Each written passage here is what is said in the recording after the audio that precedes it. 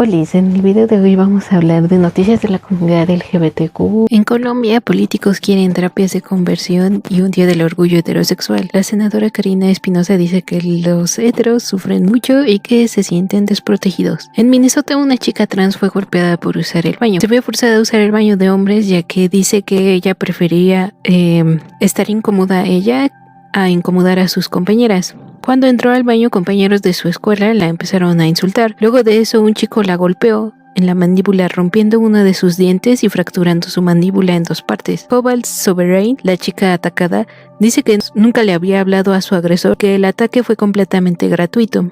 Al principio del año les informé el lamentable fallecimiento de Paola Buenrostro. En honor a ella se luchó por la ley Paola Buenrostro para la tipificación de los transfeminicidios. El 23 de agosto del 2024 se publicó como oficial la ley Paola Buenrostro en la Gaceta de la Ciudad de México. La pena máxima podría llegar a 70 años de cárcel, esto por agravantes. Se considera cosas como si la víctima era trabajadora sexual, menor de edad, persona con discapacidad, adulta mayor, persona en situación de calle o si la víctima recibió amenazas de muerte, ya sea verbalmente o de manera virtual. Ok, para esta noticia necesitamos un poco de contexto. En Estados Unidos solo hay dos partidos, los conservadores y los demócratas, que en realidad son prácticamente lo mismo, pero bueno, el Partido Republicano, que es el conservador, hizo una convención en julio. A este tipo de convenciones atienden políticos y simpatizantes de otros estados, por lo que muchas personas terminan quedándose en hoteles cercanos donde va a ser el evento. ¿Para qué les cuento tanta mamada? Pues porque ese día colapsó Grindr, una app de citas para hombres aquilianos, o sea, vatos que les gustan vatos. Y esta es la definición de escupir al cielo, la verdad. En Argentina han aumentado los casos de violencia contra la comunidad LGBTQ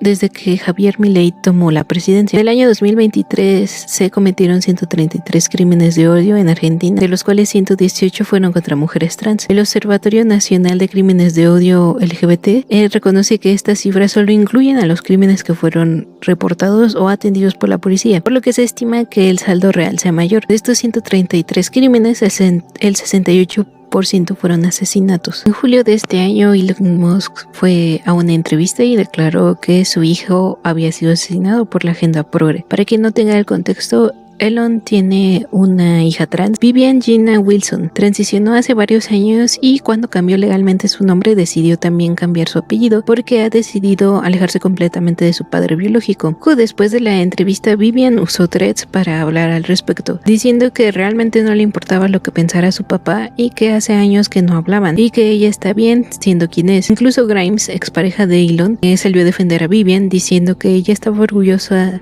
de Vivian, que la quería mucho.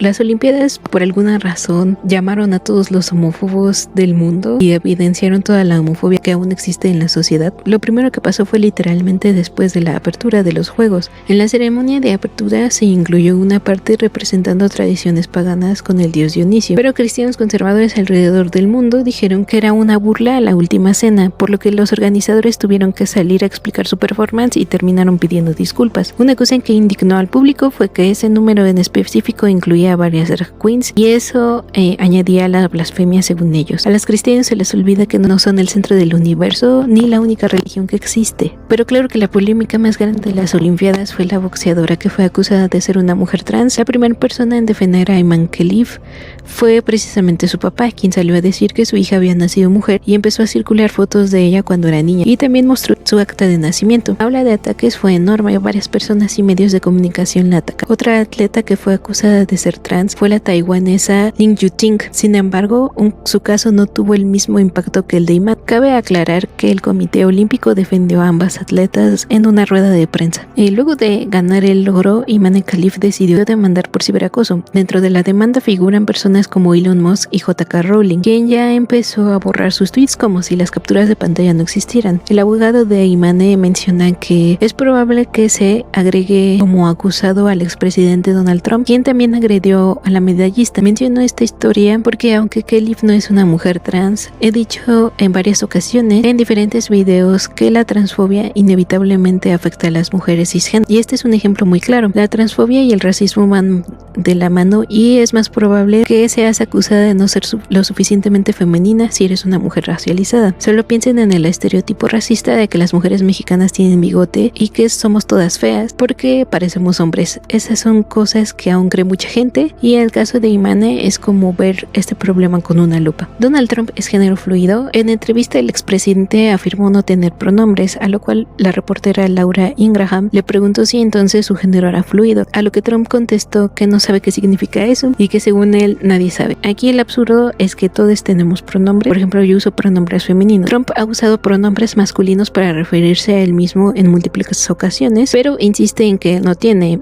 Yo le creo que no sabe qué es ser género fluido y definitivamente tampoco sabe qué son los pronombres. Este julio en Colombia se propuso la ley integral trans para buscar contrarrestar toda la discriminación que las personas trans viven en el país. Este movimiento es integrado por lo menos 1.300 personas trans que incluyen personas indígenas, afrocolombianas con discapacidad, personas sin hogar y VIH positivos. Lina Quevedo, activista trans, menciona que para él una parte importante es que aunque en Colombia los transfeminicidios se investigan como la violencia que sufren los hombres trans no es combatida apropiadamente. La activista trans venezolana Matilda Ross denuncia la desaparición del activista Nelson Medina, esto a partir del fraude electoral. Matilda dice que esto es debido a que Nelson junto a otros activistas LGBTQ estuvieron apoyando la campaña de María Corina y de Edmundo González. Algo que cabe destacar es que Nelson Medina es una persona que vive con discapacidad, por lo que se teme que tenga pocas probabilidades de regresar a la casa.